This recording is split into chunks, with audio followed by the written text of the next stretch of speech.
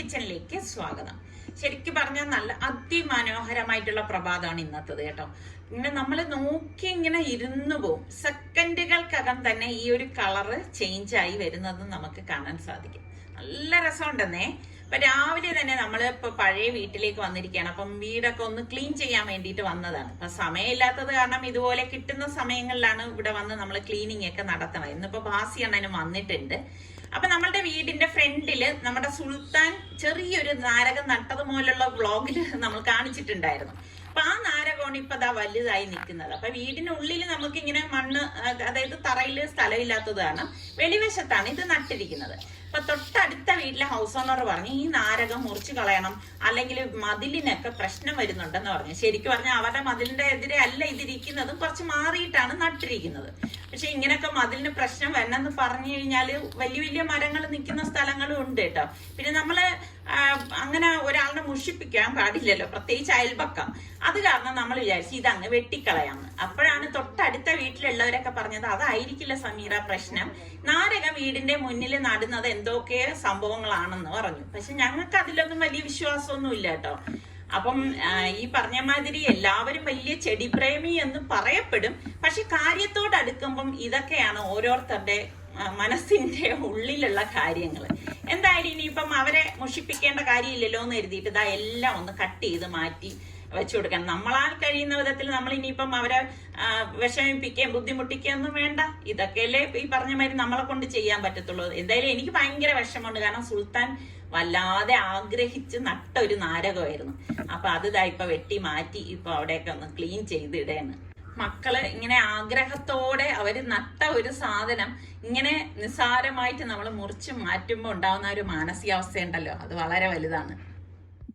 അപ്പൊ ഇന്ന് ഞാനൊരു അടിപൊളി വെറൈറ്റി റെസിപ്പിയാണ് തയ്യാറാക്കുന്നത്. അപ്പൊ ചിക്കൻ ഞാനിവിടെ കഴുകി എടുത്ത് വെച്ചിട്ടുണ്ട്. ഇതിലേക്ക് 1.5 ടേബിൾ സ്പൂൺ മുളക് പൊടിയും 1/2 ടീസ്പൂൺ മഞ്ഞൾപ്പൊടിയും 1 ടേബിൾ സ്പൂൺ ചില്ലി ഫ്ലേക്സ്, തരിതരിപ്പായിട്ട് പൊടിച്ച മുളകാണ്. പാകത്തിനുള്ള ഉപ്പും കൂടി ഇട്ട ശേഷം ഞാൻ ഇതിലേക്ക് പകുതി നാരങ്ങ നീരൊന്ന് പിഴിഞ്ഞൊഴിച്ചു കൊടുക്കാണ്. ഇതിപ്പോ ഒരു 3/4 കിലോ ചിക്കൻ വരും കേട്ടോ. ഇനി നമുക്കിത് നന്നായിട്ടൊന്ന് മിക്സ് ചെയ്തെടുക്കണം. അപ്പൊ കൈകൊണ്ട് ഇതുപോലെ ഒന്ന് മിക്സ് ചെയ്തെടുത്താൽ മതി. ശരിക്ക് ഒരു വ്യത്യസ്തമായിട്ടുള്ള നല്ല ഒരു അധികം എണ്ണ ഇല്ലാത്ത ഒരു ചിക്കൻ ഫ്രൈ തന്നെയാണ് ഇത് കേട്ടോ. അപ്പം ഇത് നല്ലതുപോലെ നമ്മൾ യോജിപ്പിച്ചൊന്ന് എടുക്കണം. അതിനുശേഷം നമുക്കിനി കുറച്ച് കാര്യം വറുത്തെടുക്കണം. അതിന് വേണ്ടിയിട്ട് ഞാൻ ഇവിടെ 1 ടേബിൾ സ്പൂണ് പച്ചരിയും 1.5 ടേബിൾ സ്പൂൺ മുഴുവനെയുള്ള മല്ലിയും 1/2 ടീസ്പൂൺ പെരിഞ്ജീരകം ഫെന്നൽ സീഡും 1/2 ടീസ്പൂൺ ചെറിയ ജീരകം ഇല്ലേ ക്യുമിൻ സീഡും പിന്നെ 1 ടേബിൾ സ്പൂൺ ഫുള്ളായിട്ട് മുഴുവനെയുള്ള കുരുമുളകും പിന്നെ 2 പട്ട 3 ഏലക്ക ഒരു 4 ഗ്രാമ്പു ഇത്രയും കൂടി എടുത്തിട്ടുണ്ട്. അപ്പൊ അതും കൂടി നമുക്ക് ഇതിലേക്ക് ഇട്ട് കൊടുക്കണം.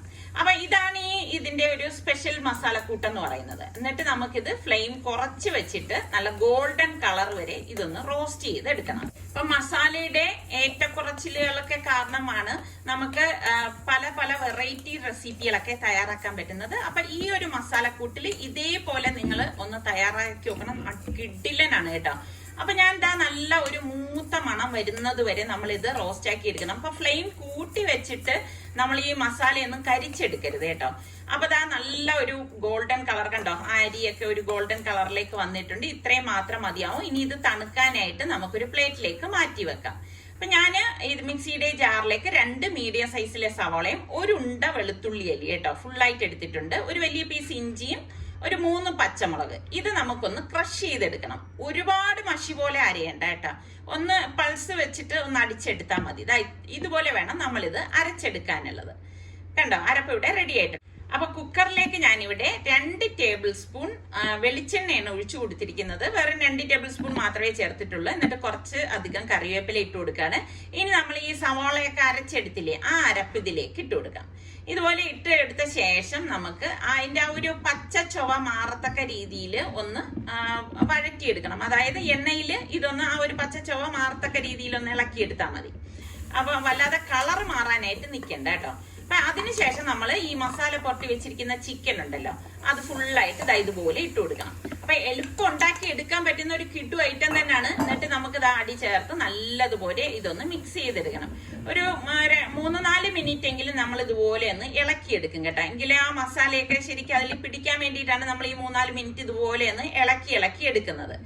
അപ്പൊ അല്ലാതെ നമ്മൾ ഒറ്റ ഇളക്കിയിട്ട് നിർത്തിക്കളയരുത്. അപ്പൊ ഇടയ്ക്കിടയ്ക്ക് ഇതുപോലെ ഒന്ന് ഇളക്കി കൊടുത്തുകൊണ്ടിരിക്കണം. അപ്പൊ അടിയിൽ ഒട്ടിപ്പിടിക്കാതിരിക്കാൻ പ്രത്യേകം ശ്രദ്ധിക്കുകയും വേണം.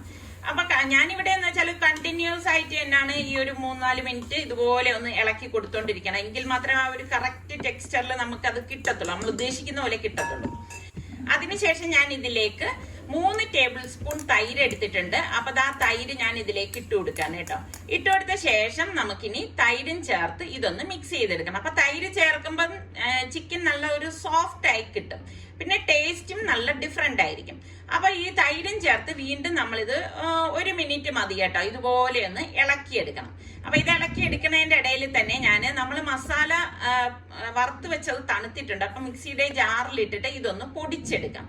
അപ്പം ഒരുപാട് അങ്ങ് ഫൈനായിട്ട് പൊടിച്ചെടുക്കേണ്ട ആവശ്യമില്ല, കുറച്ചിങ്ങനെ തരിതരിപ്പായിട്ട് പൊടിച്ച് കിട്ടിയാലും മതിയാവും. അതായത് ഇപ്പൊ ഞാൻ അങ്ങനെയാണ് പൊടിച്ചെടുത്തിരിക്കുന്നത്. എന്നിട്ട് ഈ മസാല ഫുള്ളായിട്ട് നമുക്ക് ഈ ചിക്കനിലേക്കൊന്ന് ഇട്ട് കൊടുക്കണം. അപ്പൊ അതിനു മുൻപ് ഞാൻ ചിക്കൻ വീണ്ടും ഒന്ന് ഇളക്കി കൊടുക്കുകയാണ്. ഇളക്കി കൊടുത്ത ശേഷമാണ് നമ്മുടെ ഈ പൊടിച്ച മസാല ഫുള്ളായിട്ട് ഞാൻ ഇട്ട് കൊടുക്കുകയാണ് കേട്ടോ. അപ്പൊ ഇതുപോലെ ഇട്ട് കൊടുത്ത ശേഷം നമുക്കിനി എല്ലാം ചേർത്തിട്ട് നല്ലതുപോലെ ഒന്ന് ഇളക്കിയെടുക്കണം. ഇതുപോലെ വേണം ഇളക്കിയെടുക്കാനുള്ളത്.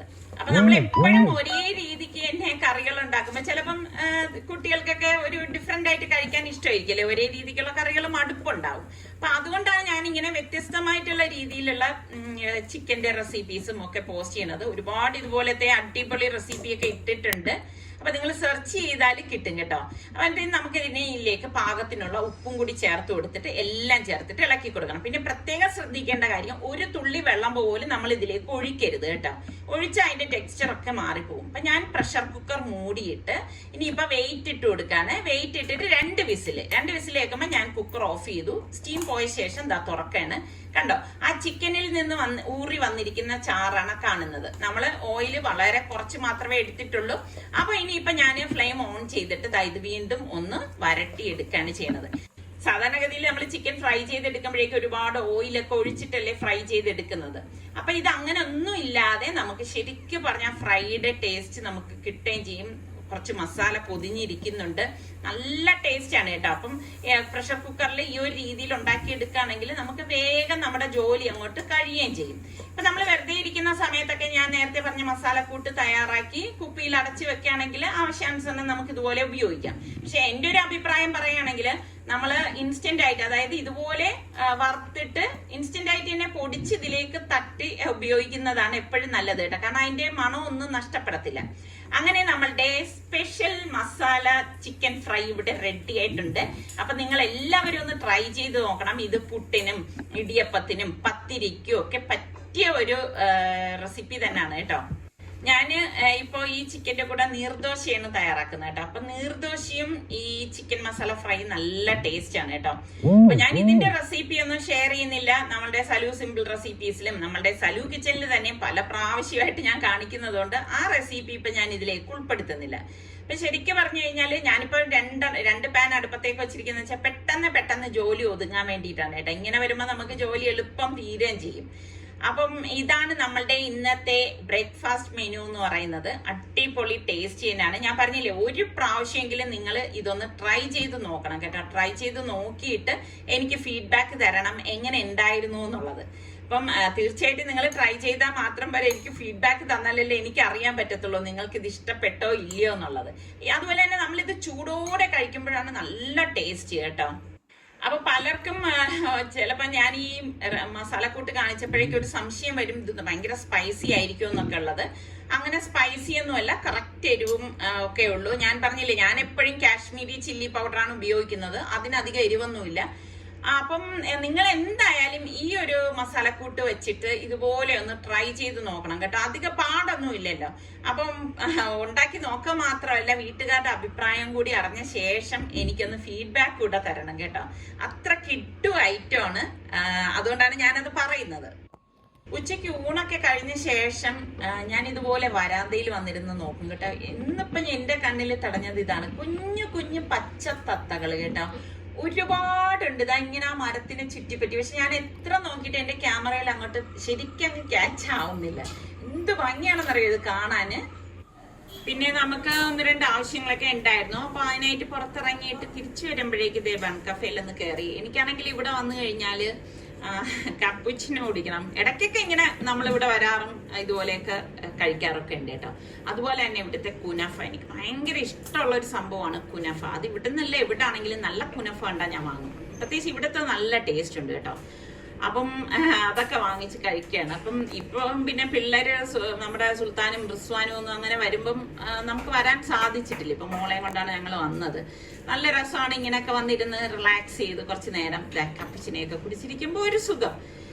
അപ്പം ഇതൊക്കെ തന്നെയാണ് നമ്മളുടെ വൈകുന്നേരം വരെയുള്ള ഇന്നത്തെ വിശേഷങ്ങൾ എന്ന് പറയുന്നത്. പിന്നെ കുനഫയുടെ വീഡിയോ ഞാൻ ഇതിനു മുൻപ് പോസ്റ്റ് ചെയ്തിട്ടുണ്ട് കേട്ടോ നമ്മുടെ സലു കിച്ചണിൽ. നിങ്ങൾക്ക് എന്ത് റെസിപ്പി സലു കിച്ചൻ്റെത് വേണമെങ്കിലും നിങ്ങൾ സലു കിച്ചൺ അടിച്ചിട്ട് ആ റെസിപ്പിയുടെ നെയിം കൂടി വെച്ചിട്ട് സെർച്ച് ചെയ്താൽ നിങ്ങൾക്ക് അത് കിട്ടുന്നതാണ് കേട്ടോ. അപ്പൊ അങ്ങനെ ഇപ്പൊ എന്താ നമ്മള് കാപ്പുച്ചിനോയും കുനഫയും അതുപോലെ തന്നെ ബൺ കഫേയിലെ സ്പെഷ്യൽ ബണ്ണും ഒക്കെ കഴിക്കുകയാണ്. അപ്പൊ ഇതൊക്കെ തന്നെയാണ് നമ്മളുടെ ഇന്നത്തെ വിശേഷങ്ങൾ എന്ന് പറയുന്നത്. അപ്പൊ ഇന്നത്തെ ഈ നമ്മളുടെ കൊച്ചു വ്ളോഗും ഇന്നത്തെ അടിപൊളി റെസിപ്പി നിങ്ങൾക്ക് എല്ലാവർക്കും ഇഷ്ടമായെന്ന് വിശ്വസിക്കുന്നു.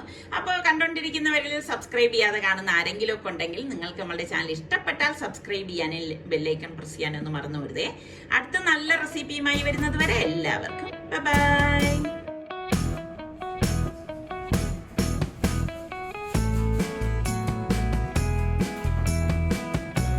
Ufa.